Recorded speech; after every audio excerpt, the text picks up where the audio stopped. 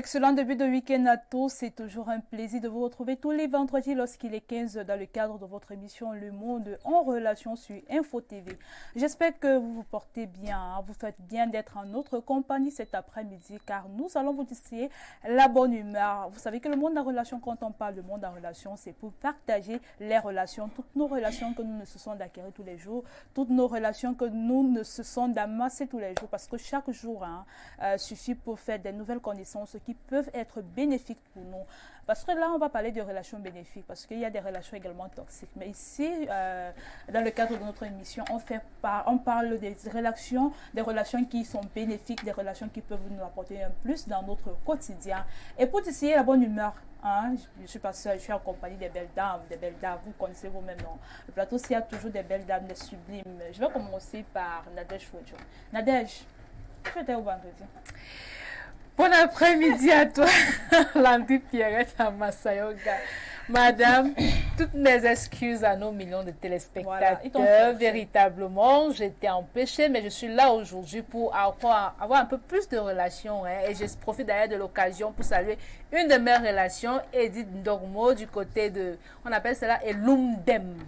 Oui, j'ai fait un coucou comme ça à Edith Ndogmo et je salue également tous nos millions de téléspectateurs, tous nos millions de fans qui nous regardent en ce moment. Je vous appelle à je vous invite à appeler les voisins, les voisines que nous sommes là. Le monde en relation a débuté, on est là pour vous distiller de la bonne humeur et pour vous aider à amasser, à vous faire des relations, des contacts. Nous sommes là pour vous. D'accord, elles sont là. Elle n'est pas seule. Juste à sa droite là, il y a une autre dame, une belle dame. Oh là là. Francine Ateba, comment vont tes relations? Parce que moi, je sais que chaque jour, si on compte tes relations par jour, maman, on peut pas s'en sortir. Un cahier de 32 pages. 32 pages. Oui, par jour. 32 pages ne suffit même pas. Moi, j'ai envie de dire peut-être 100 pages. Bon, peut-être 100 pages, c'est exagéré. Peut-être elle peut prendre un cahier de 100 pages, mais les 100 pages, il reste juste quelques pages là pour que ça finisse. Ces relations par jour, c'est... Donne-nous ton secret, maman. On ne dénombre pas les relations, ça ne se fait pas du tout. Bon après-midi à toi, la belle Langry, Pierrette à Massayoga. Bon après-midi également à Nadège Fouedjo. Le secret des relations, c'est quoi? C'est tout simplement de distiller la bonne humeur. Lorsque vous savez distiller la bonne humeur, vous aurez tellement de relations. Mais le véritable souci avec les relations, quand vous avez aussi trop de relations, on se pose même la question de savoir est-ce que ce sont de vraies relations ou bien c'est tout simplement le gros plein de relations. Mais c'est toujours bien d'avoir des gens à ses côtés, c'est toujours important et la meilleure relation d'abord, c'est même d'abord la famille parce que c'est la seule relation que même lorsque rien ne va, ils seront toujours présents. Mais maintenant, il y a d'autres relations parce qu'il faudrait le savoir, on entend quoi par famille? C'est pas seulement le père et la mère, c'est également des gens qu'on rencontre tous les jours au quotidien. Il y a famille et famille, on va dire ça comme ça, on va pas entrer dans les détails parce qu'il y a un style de famille, il y a des familles ici dehors que vraiment on préfère rester là. On ne peut pas de débat à propos. On fait avec, on se contente. Il y a des personnes ici, vraiment, quand on parle de famille, ils ont envie de pleurer. Maintenant, on se plaît d'avoir des familles qui sont là pour nous écouter. C'est une occasion pour moi de faire un coucou à ma famille depuis la ville de Bastia, mes parents, qui sont sûrement devant leur petit écran là, cet après-midi. Alors, on leur fait un coucou. Et à toutes les personnes, on n'oublie pas nos fan clubs, ceux qui nous regardent à travers le monde, à travers toutes les différentes villes du Cameroun, Bastia, Koupsiri. Même à Mars, même sur Mars. Voilà, justement, toutes les planètes. Oui, toutes les planètes, c'est clair. Ça arrive partout. Partout. Justement, parce que Info TV est regardé partout. Où que vous soyez, vous pouvez regarder Info TV, Canal 307. Et même si vous n'êtes pas à la maison, même à bord de votre véhicule, il suffit juste d'être connecté sur notre page Facebook Info TV Cameroun. Et puis, vous allez nous suivre. Alors, aujourd'hui, là, c'est une émission assez particulière. Vous allez faire bien de rester en notre compagnie pendant 52 minutes parce que nous allons parler d'un sujet très important, un sujet qui se découvre de jour en jour, un sujet que la santé découvre de plus en plus pour pouvoir pallier aux problèmes des malades victimes d'AVC et autres déformations. On va parler de kinésithérapie aujourd'hui avec notre invitée qui est Geneviève Bokam. Voilà. Mais on va d'abord prendre la première rubrique parce qu'on n'oublie pas de vous faire part de la toile, tout ce qui s'est passé sur la toile tout au long de la semaine. Qu'est-ce qui peut bien nous arracher le sourire? On prend la première rubrique vue sur la toile, on se retrouve juste derrière pour commenter.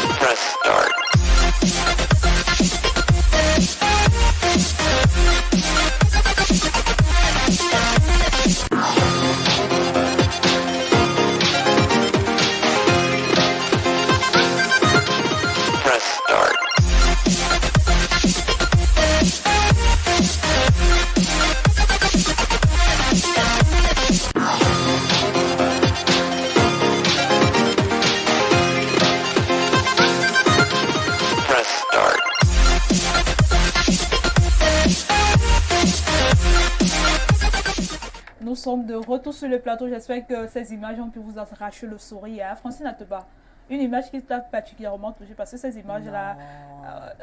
Ça manque, franchement, excuse-moi de te couper la parole, mais quand on regarde seulement cette image-là, qu'on parle d'argent, les hommes sont devenus de plus en plus allergiques à l'argent. Dès que tu dis, chérie, l'argent que tu m'as donné est fini, le bon monsieur te dit carrément, il faut photocopier. Véritablement, les hommes exagèrent de nos jours. On a l'impression qu'on va finir par porter le pantalon et eux, ils vont finir par porter la jupe parce que l'homme est devenu de plus en plus, j'ai envie de dire, dur. Parce que radin, c'est fort, mais dur, j'ai envie de le dire, parce que l'homme dès qu'il t'a donné un 20 000, un 25 000, 30 000, 50 000, le gars atteint le summum que dès que tu vas lui demander encore de l'argent pour lui dire que c'est fini, et puis il va te dire, ma chérie, il faut photocopier, mais c'est mal poli, on va faire comment, mais c'est la réalité. Il se dit que l'argent qu'il t'a envoyé, les 25 000 qu'il t'a donné il y a quelques jours, je sais pas, alors un mois, c'était pour un trimestre, peut-être 25 000 ou 20 000 pour nous, ça fait peut-être 3 mois. On n'arrive plus à comprendre les hommes et ça devient de plus en plus compliqué.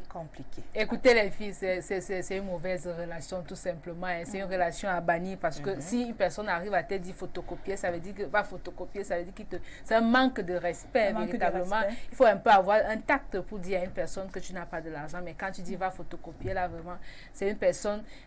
véritablement une relation toxique. On appelle ce genre de relation les relations toxiques. Et bien ça, c'est le mot exact. Oui. Les relations dont il faut se débarrasser. Hein? Les filles, chercher des bonnes relations. C'est vrai que ça ne s'écrit pas sur le visage. Mais il y a des signaux. Il y a des signaux que quand on a affaire, quand on voit ces signaux-là, on se retire tout simplement. Il y a des tactiques pour pouvoir se retirer dans ce genre de relation sans que cela ne nous détruise. Parce que ce genre de relation, ça peut détruire. Évidemment, c'est une relation qui peut détruire. Si tu te retrouves avec un gamin de ce genre d'homme-là, ça devient très compliqué.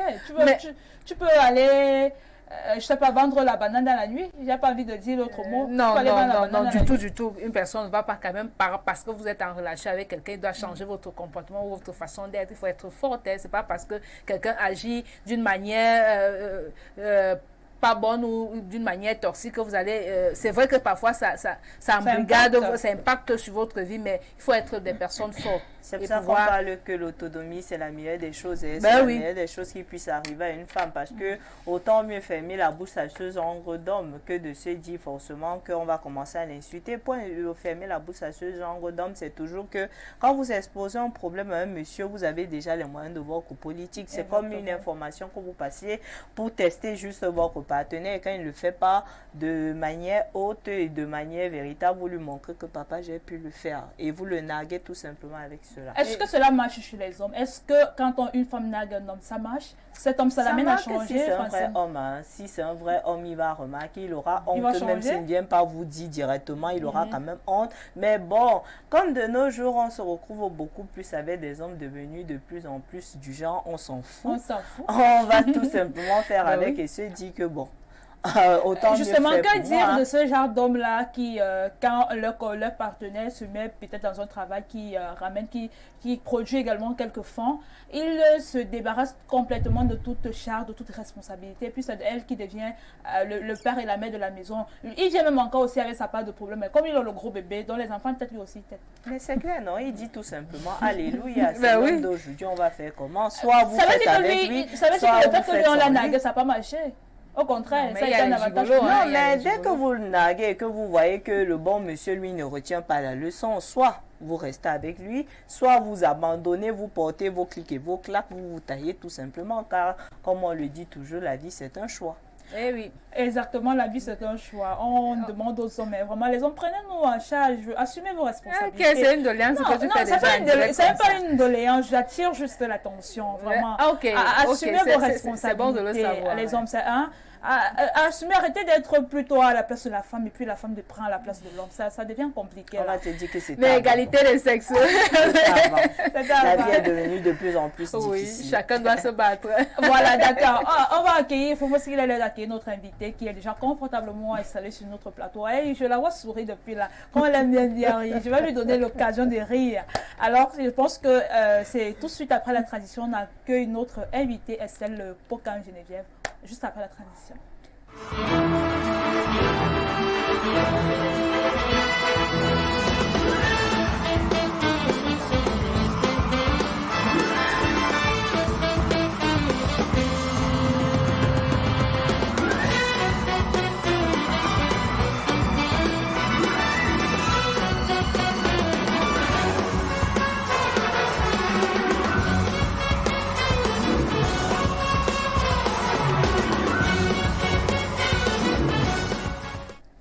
Elle est kinésithérapeute de Estelle Geneviève Fokam.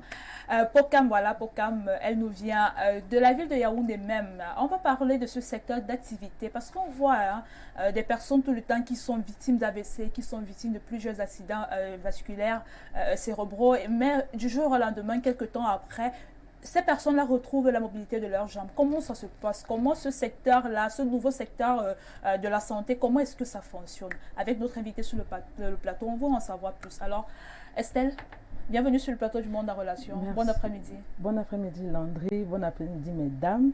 Merci de m'avoir invité. C'est un plaisir également de t'avoir sur notre plateau pour parler de ce secteur, cette activité-là.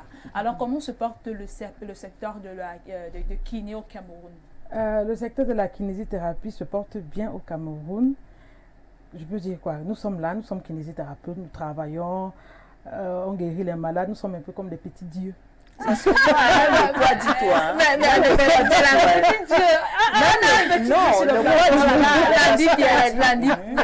Avant de parler du secteur d'activité, je voudrais d'abord connaître c'est quoi d'abord la kinésithérapie. Parce qu'il faut le savoir, il faut que les spectateurs le sachent d'abord. Oui, en fait, la simple définition de la kinésithérapie. La kinésithérapie, c'est le traitement par le mouvement. Ça veut dire quoi? Tu as parlé d'AVC tout à l'heure. AVC, c'est lorsqu'il y a hémiplégie, il y a une paralysie d'un côté du corps. Qu'est-ce que le kinésithérapeute fait? Le kinésithérapeute va faire une consultation au préalable pour évaluer les déficiences de ce patient-là. S'il y a un problème moteur, donc il ne peut même pas bouger sa main là tout raide. Maintenant, quand il va évaluer ce patient-là, il va maintenant faire les objectifs, les moyens en fonction, un traitement en fonction de son malade, en fonction de ce qu'il voit, pour pouvoir utiliser peut-être, on dit souvent qu'on masse, mais on ne masse pas seulement. Il va utiliser les mouvements. Donc, on fait la flexion du bras, l'extension, on va faire les renforcements, les étirements. Il y a les petits adjuvants là, la physiothérapie, qui peuvent nous aider dans la rééducation et dans la prise en charge. Donc, c'est un peu ça. Vous avez compris? Elle est trop jolie sourire. Mais c'est normal, elle a dit que ce sont les petits dieux. Elle a les moyens de sa politique. On voit immédiatement que le poids va avec. Ça veut dire que vous avez beaucoup d'argent.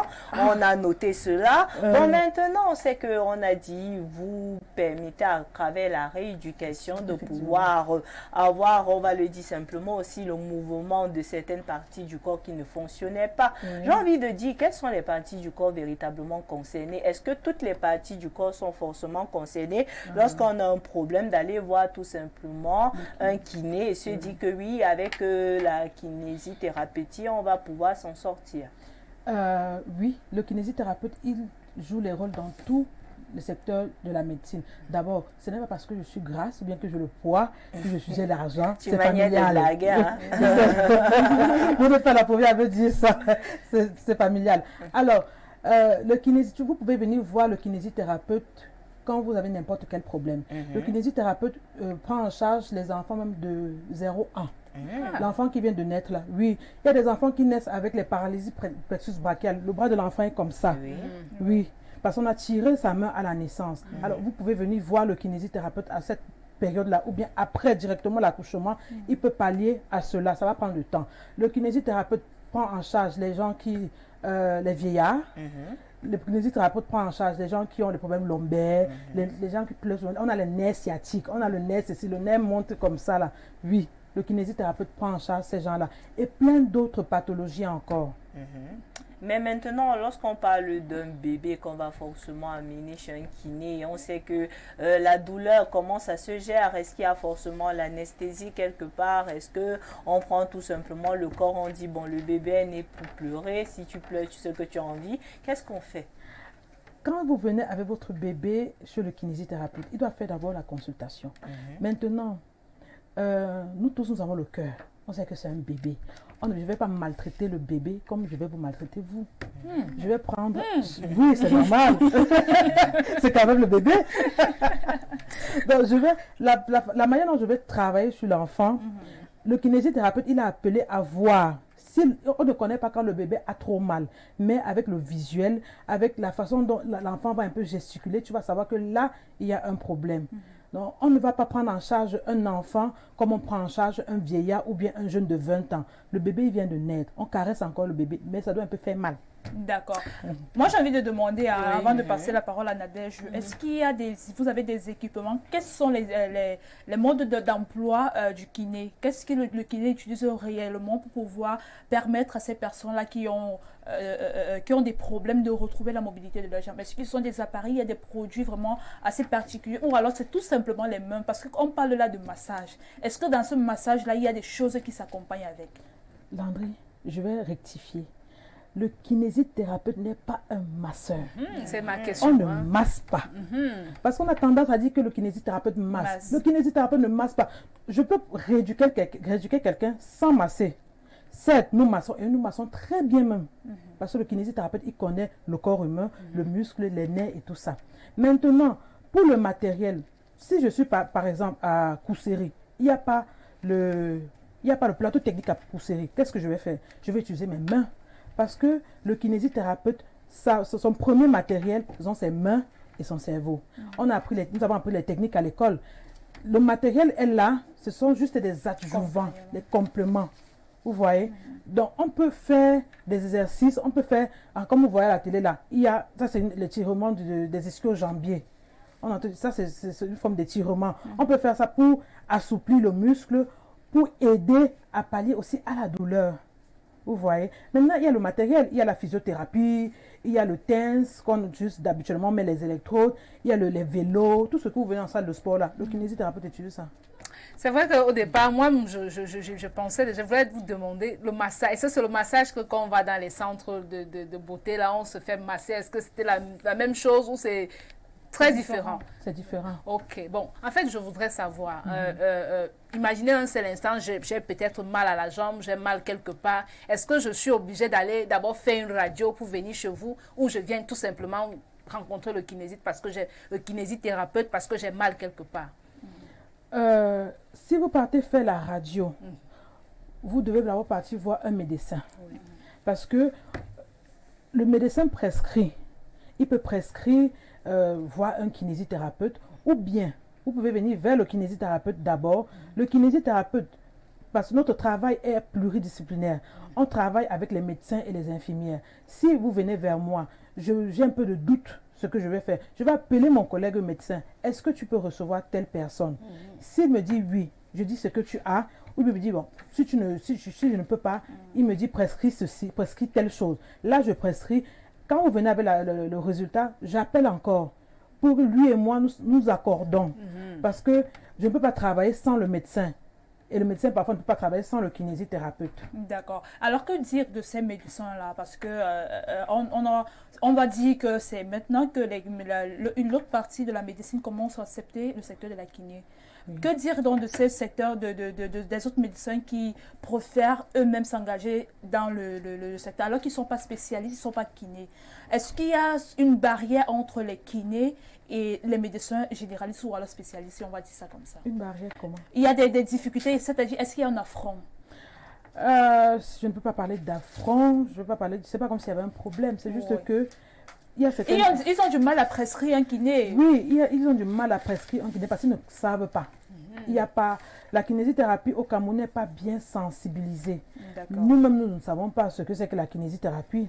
Même les médecins, parfois, ils oublient même.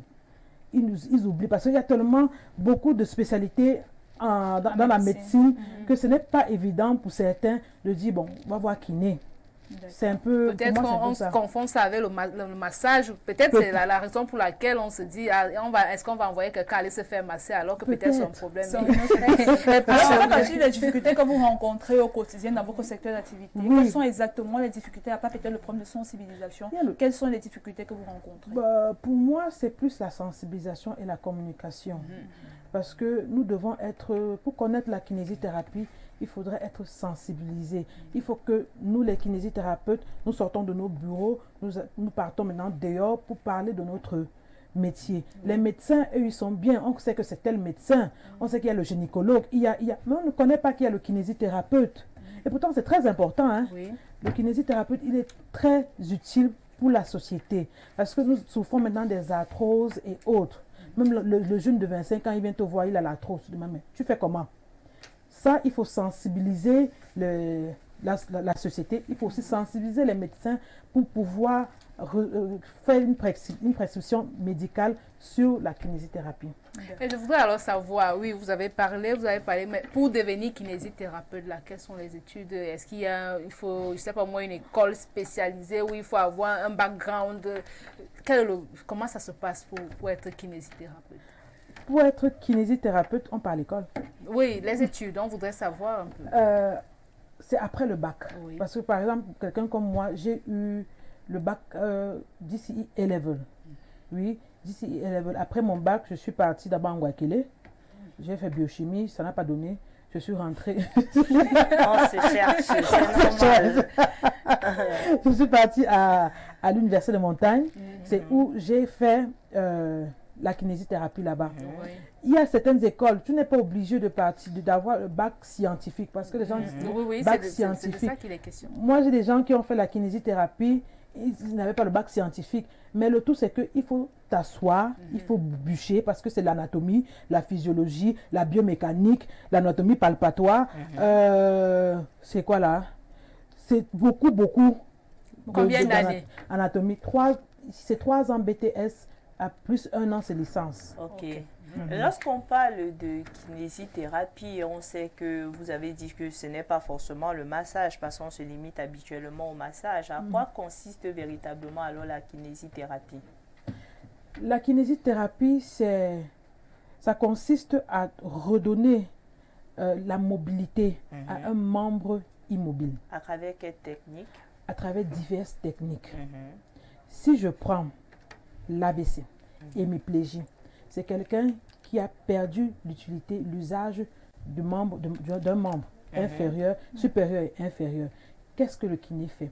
Le kiné, il va utiliser des appareils, peut-être, comme la physiothérapie. On utilise parfois l'électrostimulateur.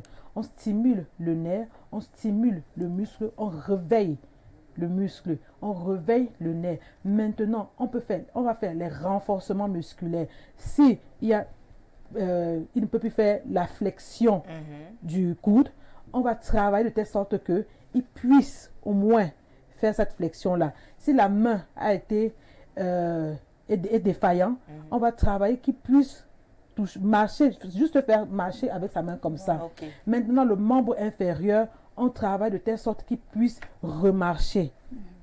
En kinésithérapie, on va dire, on travaille pour le membre supérieur, c'est chaîne cinétique ouverte, de prendre. Maintenant, prendre et donner, on va l'apprendre à faire ça, les choses comme ça. Ce qu'il faisait habituellement avec le membre aussi, le membre sain, mais il ne parvient pas à faire avec le membre malade. Maintenant, pour le membre inférieur, on va l'apprendre à marcher, monter les escaliers, se coucher, se lever. Quand il tombe, qu'est-ce qu'il fait?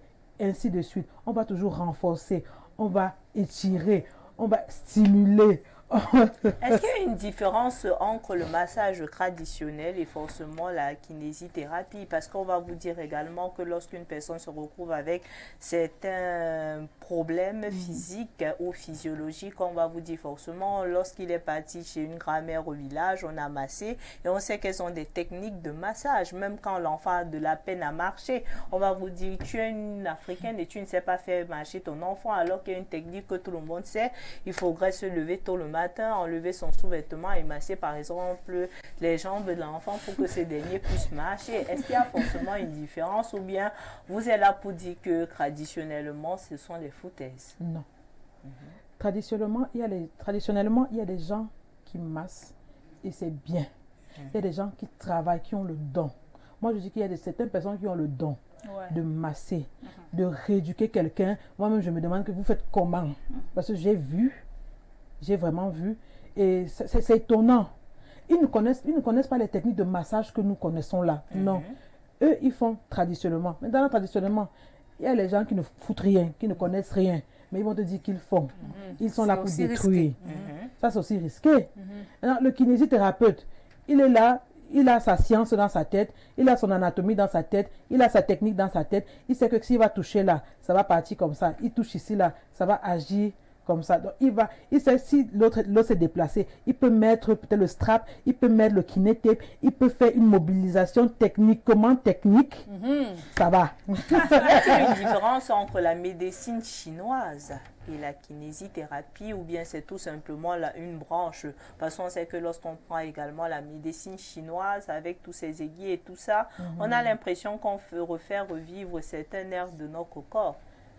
La kinésithérapie vient d'abord de la médecine chinoise.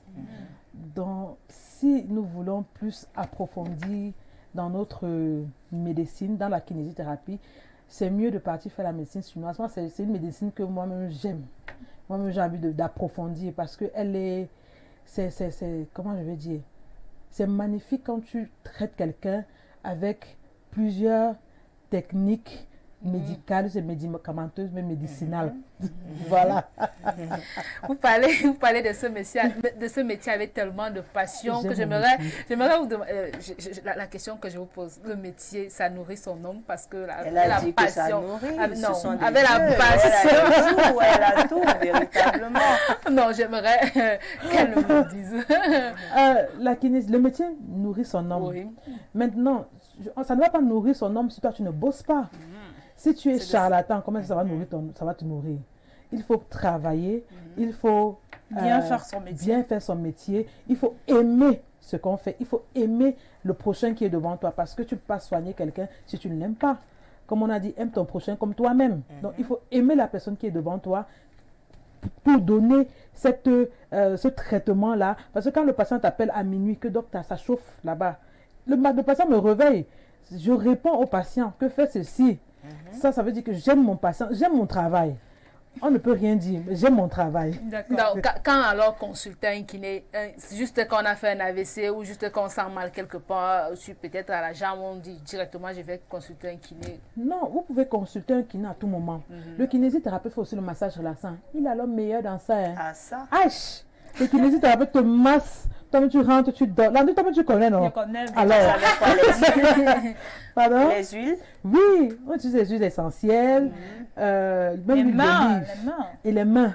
Parce que tout le travail du kiné, c'est la main. Donc, on peut consulter le kiné à tout moment. Vous pouvez consulter le kiné à tout moment. Ok, c'est bon de le savoir. Alors, moi, j'ai envie de dire, vous avez parlé tout à l'heure de massage, anatomie, ceci par-ci, par-là, il faut toucher tel nez et autres. Ça veut dire que c'est un long processus pour que quelqu'un retrouve la mobilité de ses jambes, de ses membres inférieurs et supérieurs. Ça veut dire qu'il y a tout un travail approfondi qui est fait à l'intérieur. C'est un long processus. Par exemple, si on prend un cas d'AVC, c'est un long processus. Oui, c'est un long processus. Maintenant, on prend le cas d'AVC.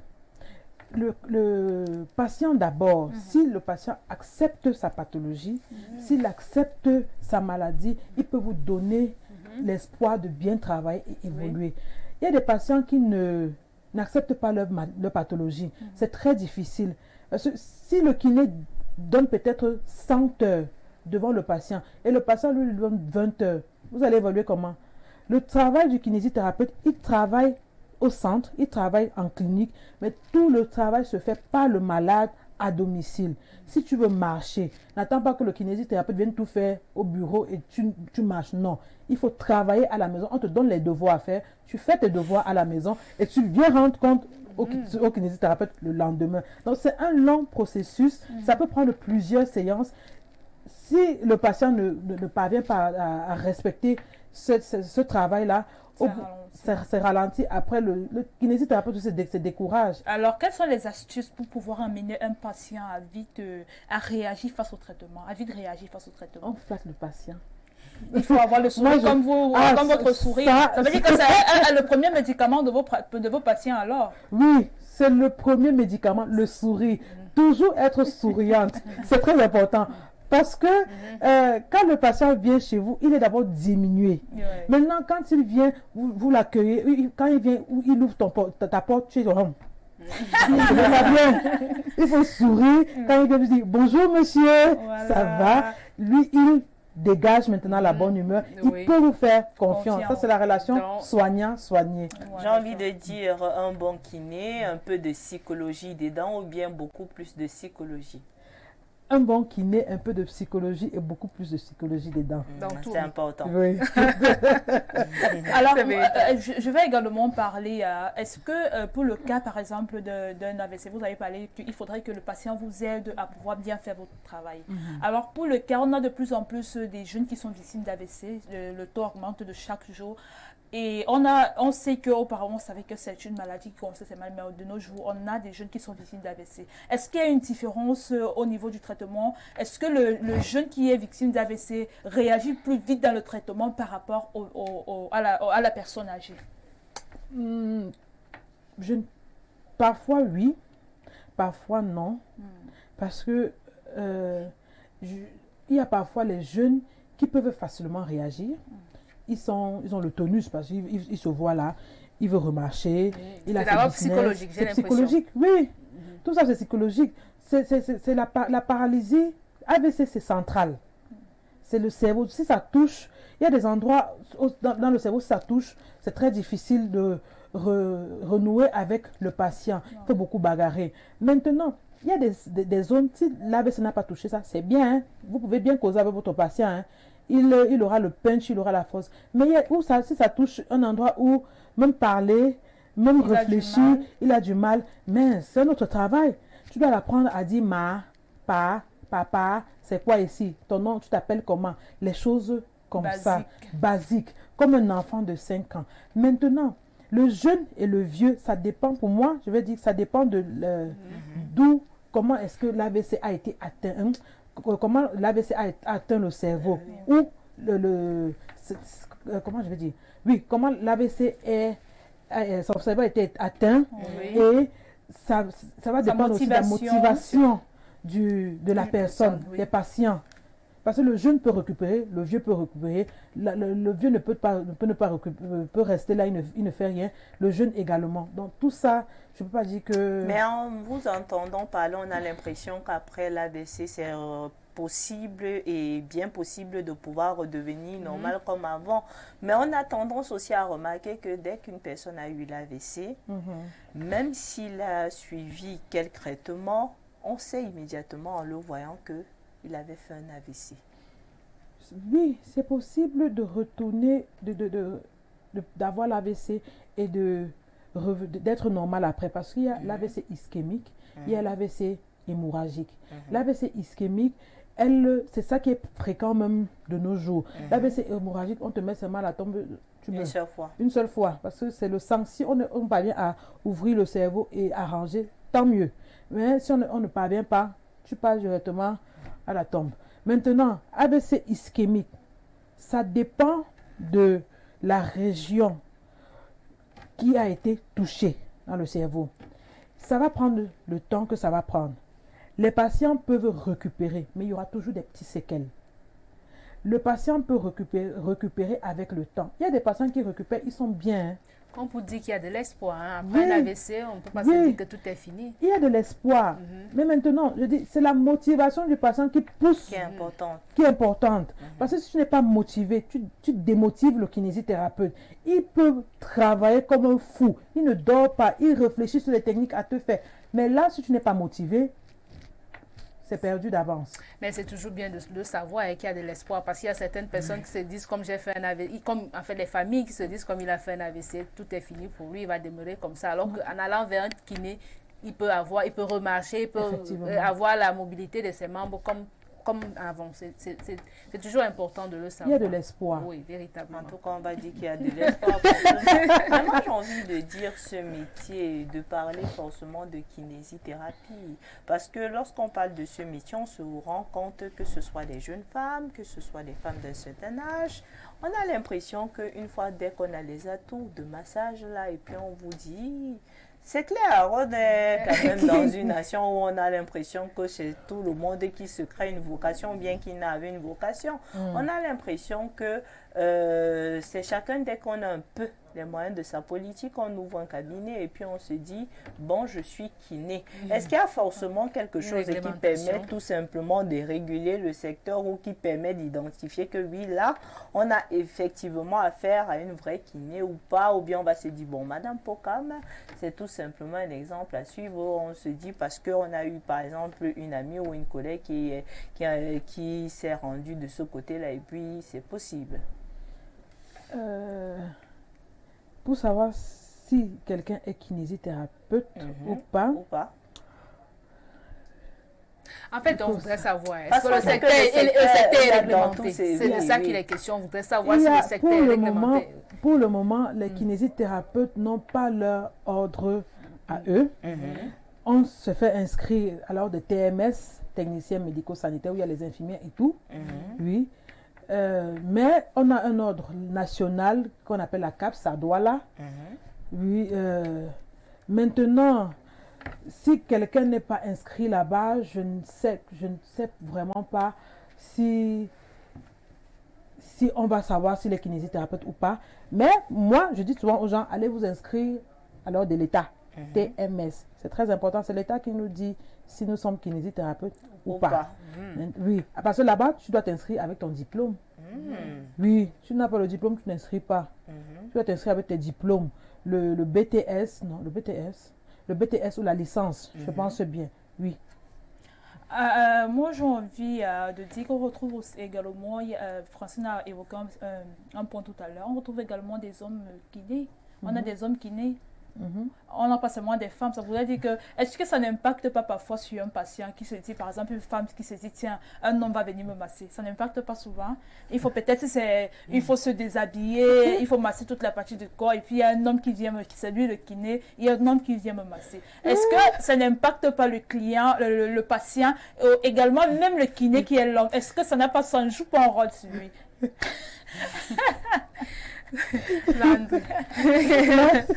On se pose la question si il est professionnel ou pas. Il est professionnel ou bien la personne ne ressent rien. La personne ne ressent... Quand tu as mal, tu ne vois même pas si c'est l'homme, mais c'est la femme. Tu veux seulement te traiter, te faire traiter. Il y a certaines personnes qui viennent chez moi et disent, c'est toi que je veux, je veux tes mains. Je veux que tu me masses. Je leur dis, est-ce que je veux masser tout le monde? Moi, je suis fatiguée. Ça fait quand même longtemps que je travaille. Je suis aussi fatiguée, mais je travaille toujours. Si tu travailles seul, tu veux travailler seul, ça veut dire que tu n'es pas un bon leader. Tu n'es pas c'est quelqu'un qui veut faire évoluer les choses. Je ne suis pas là pour travailler jusqu'à mourir, toujours en train de rééduquer les gens. Je préfère avoir des gens et former ces gens-là, former ces personnes à me relayer. Parce que le travail, il est là. Le corps finit. Quand ça va finir, quand mon corps va finir, là, mon travail sera là. Oui. Après, ça va à la tombe. Moi-même, je garde mon corps en bonne santé. C'est pour ça qu'il faut qu'il reste le poids. Oui. Et vous formez des gens? Non, nous ne formons pas. On va dire que madame Estelle évite ma question. Est-ce que le fait qu'un homme vienne masser une patiente, est-ce que ça n'impacte pas? Est-ce que le client, même si elle a mal, est-ce que parfois vous n'avez pas des clients qui disent que tiens, je n'ai pas envie que ce soit un homme qui me masse. Même si ce n'est pas vous, je préfère que c'est une autre femme qui me masse. Je n'ai pas envie qu'un homme me voie nu, par exemple. Oui, il y a des femmes qui disent ça, mais ça dépend de la pathologie. Peut-être si on veut travailler au niveau du pubis de la femme, elle a dit que je ne veux pas que l'homme soit là, je veux que ce soit toi la femme qui travaille parce que ce sont les parties intimes. Maintenant, il y a certains musulmans ou les Sénégalais, ils disent que ce soit l'homme qui masse, qu'ils ne veulent pas que ce soit la femme. Donc ça dépend aussi des Si c'est une femme, ils veulent que ce soit l'homme qui masse la femme, par exemple. Parfois. Non, c'est quoi? Si c'est une femme qui est patiente, ils voudraient qu'ils exigent que ce soit un homme qui masse la femme. Oui, parfois. D'accord. Alors, est-ce que au niveau de l'école, est-ce qu'on apprend les kinés quand c'est un homme ou alors que ce soit également une femme? Est-ce qu'on vous apprend à gérer ce contact-là, si vous êtes une femme par exemple, à gérer ce contact entre vous et votre patient qui est un homme? Quand vous le massez, est-ce qu'on vous apprend à l'école à gérer ce contact-là? Ça n'a pas d'effet sur vous? Landry, moi, je n'aime pas quand on dit qu'on masse. Wow. Voilà, quand vous utilisez vos mains, vous faites votre rééducation, on va s'habituer au terme rééducation. Voilà. Quand vous faites votre rééducation, est-ce qu'on vous apprend à l'école à gérer ce contact entre vous et votre patient, si c'est un homme, vous êtes une femme? on nous apprend à faire la relation entre soignant-soigné. Oui. Le kinésithérapeute, il doit connaître comment gérer son patient si le patient l'aborde qui dévie Que vous faites bien. J'aime bien vos mains, par exemple. Ouais, si c'est l'autre là, je dis toujours merci avec un grand sourire. Voilà, oui. Merci, je sais. Voilà. Mais maintenant, le patient peut aller au-delà. Oui. Tu dois savoir recadrer les choses. Tous les patients, nous les femmes kinésithérapeutes, on nous drague. Ça, il y a des patients un peu taquins. Oui, oui. Même les hommes, on les drague. Est-ce qu'on va dire taquin, on trouve l'homme et Même la les hommes, on femme les partout, drague. non? Oui, voilà, on ne sait jamais. Le caillou qui va tuer l'oiseau. Donc, mieux on te drague dans ton service, tu acceptes ou bien tu n'acceptes pas. Voilà. Ah, c'est Et ta surtout chance. que vous avez la chance de pouvoir savoir si c'est normal ou pas normal. Merci. Elle vient de le dire. C'est ça qui n'est que Merci, c'est vrai. Ça voudrait dire qu'on vous apprend une certaine... à vous tenir. Voilà. Bien se tenir devant le patient. Oh, si c'est un homme, Si c'est une femme, si c'est un homme, il faut bien se tenir. Comment bien se tenir devant le patient? Comment prendre le patient? Comment accueillir le patient? Oui. Comment encourager le patient? Parfois, moi-même, je gronde.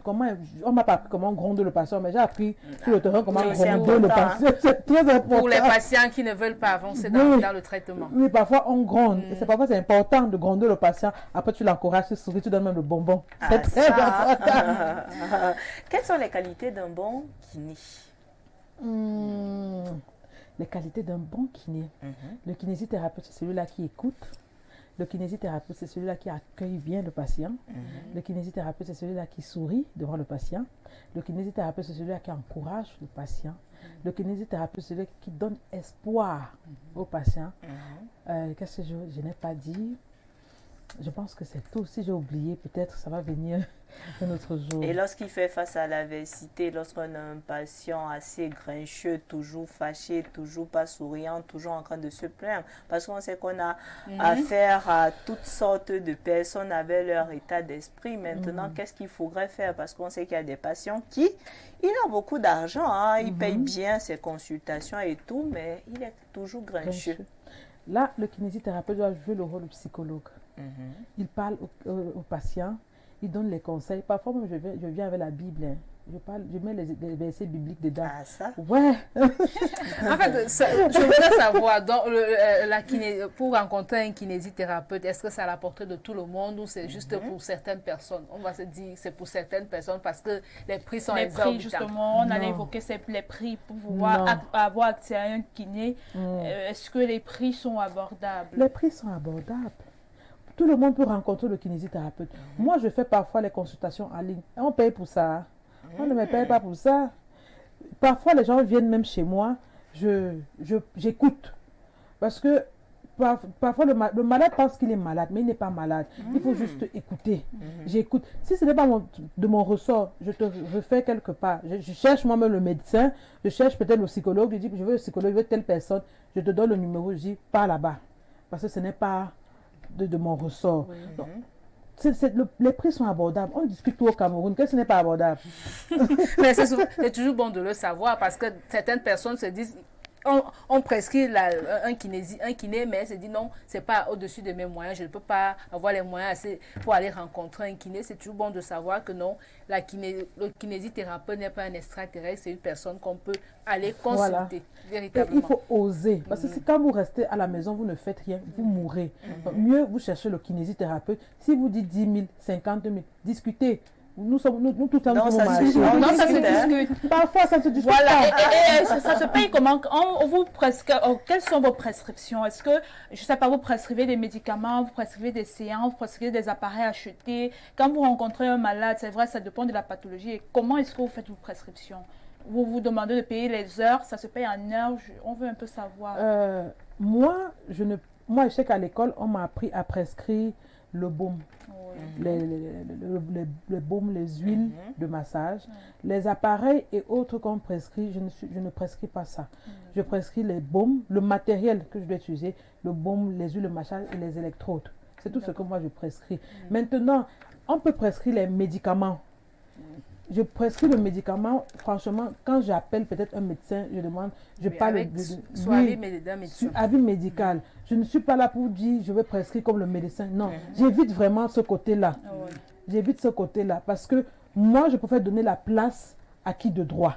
Si tu es médecin et si tu es telle personne, tu dois prescrire le médicament, je t'appelle, je te demande ton avis. C'est très important. Alors, quand vous rassurez un patient que vous pouvez lui permettre de retrouver sa santé, est-ce que ça se gère en séance? La personne vient chaque jour? Comment est-ce que ça se passe? Ça se passe en séance? Quand on rassure le patient lors de la consultation. Lors de la consultation, les consultations prennent parfois 1 heure de temps, 1h30. Parce que tu dois tout entendre ce que le patient dit, tu dois noter, tu dois regarder, tu dois évaluer, tu dois voir ce qui ne va pas. Maintenant, à la fin, tu dois expliquer au patient sa pathologie. Parce qu'il faut expliquer au patient, il faut lui donner les conséquences, ce qu'on va faire, la conduite à tenir, pendant combien de nombre de séances on va faire. Quand tu as déjà fait tout ça, tu vas dire au patient, tu peux venir. Si on commence lundi, tu viens lundi jusqu'à vendredi. Là, on va voir comment travailler pour voir. Peut-être on va réveiller la douleur, peut-être on va diminuer la douleur. On va voir comment ça va évoluer. Après, on saute les séances ou bien on continue comme ça. Ça dépend de chaque kiné, en fait. Ça dépend de chaque personne. Alors, je pense que c'est la fin de l'émission. Les filles, oui, les 52 minutes sont passées. Voilà, c'est passé. Pour terminer, qu'est-ce qu'il faudrait améliorer dans le secteur de la kiné au Cameroun pour que ça soit mieux connu, ça soit plus utilisé par les Camerounais? Qu'est-ce qu'il faudrait réellement faire? Ce qu'il faudrait faire, c'est sensibiliser. Mon problème, c'est sensibiliser parce qu'on ne connaît pas notre métier. Il faut, si possible, organiser des foires, organiser des journées portes ouvertes, organiser des choses entre nous, kinésithérapeutes, entre peut-être l'État, je ne sais pas, mais il faut beaucoup sensibiliser sur la kinésithérapie. D'accord. Alors là, c'était notre invité de ce vendredi 7 octobre 2022, Madame Pokam Estelle Geneviève, elle est kinésithérapeute. Si vous avez besoin d'elle, elle se trouve ici même à Yaoundé. J'ai envie de dire monter en rouge. Oui, voilà, vous allez retrouver cette dame-là. Elle va bien vous masser pour toute consultation. Peut-être elle va même vous faire des consultations gratuites, qui sait. Elle est une femme de charité, de bon cœur.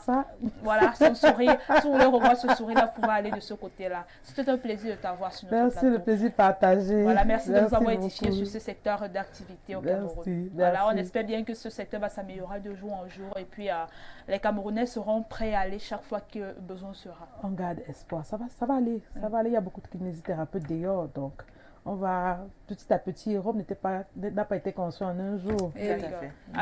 Ok, merci beaucoup. Alors les filles, on se dit à vendredi. Nadège, merci.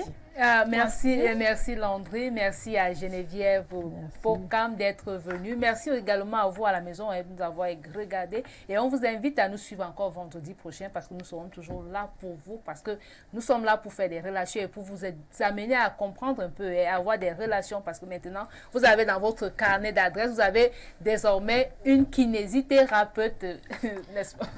Alors Francine, à vendredi. À vendredi, merci à Madame Pokam. Bon, moi j'ai envie d'apprendre la kinésithérapie du côté du massage. Pour aller masser le père. Bon, ce côté-là, c'est pas à mon niveau. Ok, on va aller masser le père. Merci à vous, chers téléspectateurs, d'avoir fait partie de notre compagnie tout au long de ces 52 minutes. On remercie la direction technique, notre réalisateur Ben Vass, le réalisateur attitré de ce programme. Merci au doux Barry Mouli qui était derrière les caméras. On a également à la diffusion, on remercie Anissé Tomo qui est à la diffusion, lui dit merci. On remercie également le directeur général, le PDG qui nous regarde sur le sel de Yaoundé. Alors merci à vous d'avoir été des nôtres. On se dit vendredi pour une nouvelle émission lorsqu'il sera 15h. Restez en compagnie de nos programmes qui se poursuivent. Bye.